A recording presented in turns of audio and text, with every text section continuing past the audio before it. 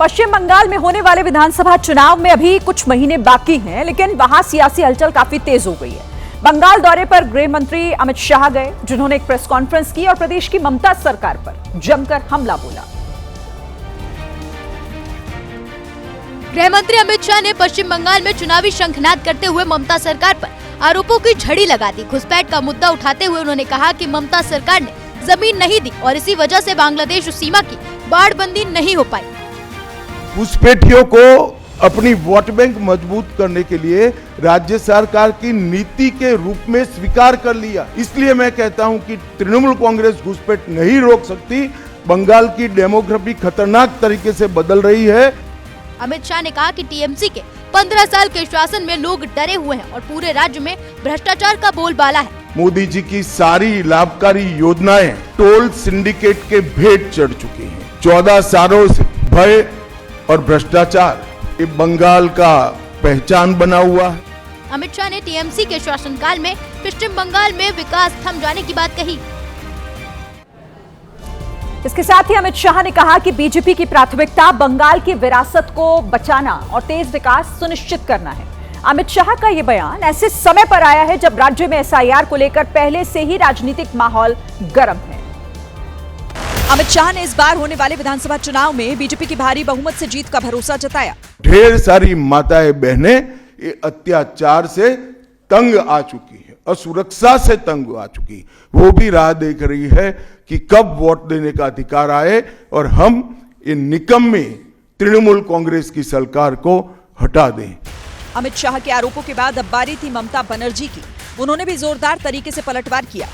दुशासन बाबू एसছেন, ছকুনি মামার চেলা, আজকে বলছেন মমতা ব্যানার্জি জমি দেয়নি।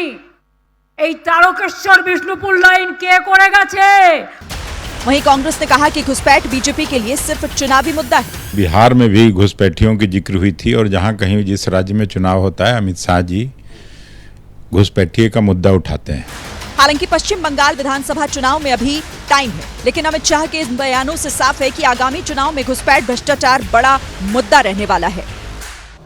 हैप्पी न्यू ईयर का मैसेज भेजकर साइबर ठग आपके साथ फ्रॉड करने की कोशिश कर रहे हैं, है ना चौंकाने वाली खबर? तो अब जरा इसे गौर से सुनिएगा। नए साल पर हम सबके फोन में अनगिनत न्यू ईयर की बधाई वाले मैसेजेस आते हैं। अब इसी बात का फायदा उठाकर साइबर ठग न्यू ईयर के मैसेज के साथ डॉक्यूमेंट भेज रहे हैं। कहीं कहीं पर वो नए साल की बधाई के लिए कोई लिंक भी अटैच कर रहे हैं। अब उस फाइल या लिंक को खोलने पर आपका फोन हैक हो सकता है। हैकिंग करने वाले इस तरीके से मोबाइल में खतरनाक ऐप या वायरस डाल देते हैं, जिसके बाद आपका bank account, OTP, photo, contact और निजी जानकारी तक उनके हाथ आसानी से लग सकती है। देखिए, कई मामलों में तो कुछ ही मिनट में खाते से पैसे भी साफ हो जाते हैं। अब अलग अलग राज्यों की पुलिस ने लोगों को पहले से ही अलर्ट रहने की सलाह दी है। लोगों से ये अपील की गई है कि चाहे किसी का भी नंबर हो, आप किसी अनजान लिंक को ना खोलें। कोई भी अनजान ऐप हो तो उसे बिल्कुल इंस्टॉल ना करें।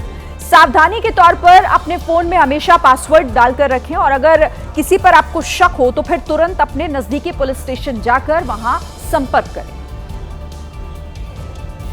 बात अब केरल की, जहां त्रिशूर जिले के नंदीकारा में रोडवेज बस ने एक डीसीएम को टक्कर मारी। खौफनाक हादसे का किसी ने वीडियो बनाया जो सोशल मीडिया पर तेजी से वायरल हो गया।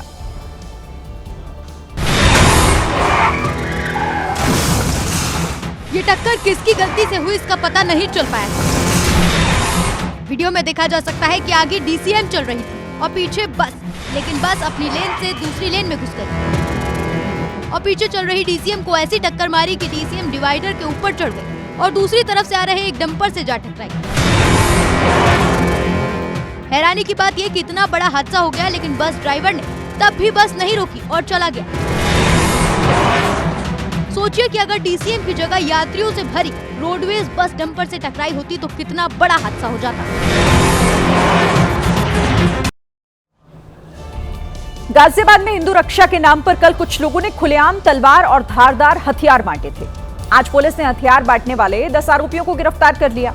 आरोपियों के पास से 8 तलवारें भी बरामद हुई।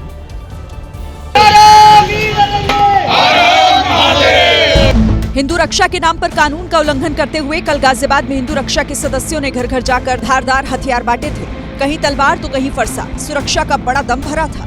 ये अपनी बहन बेटी की सुरक्षा के लिए अगर बांग्लादेश जैसी स्थिति पैदा होती है तो सुरक्षा में। लेकिन आज कानून के साथ मजाक करने वाले ही असुरक्षित हो गए। पुलिस ने तलवार बांटने को अवैध मानते हुए तलवार ब्रिगेड के इन अभियुक्तों को गिरफ्तार कर लिया। कल तक चेहरे चमका रहे थे, आज मुंह छिपाकर खड़े हैं। बिना इजाजत ऐसा करने पर सवाल खड़े हो रहे थे, उसी के बाद ये एक्शन हुआ है।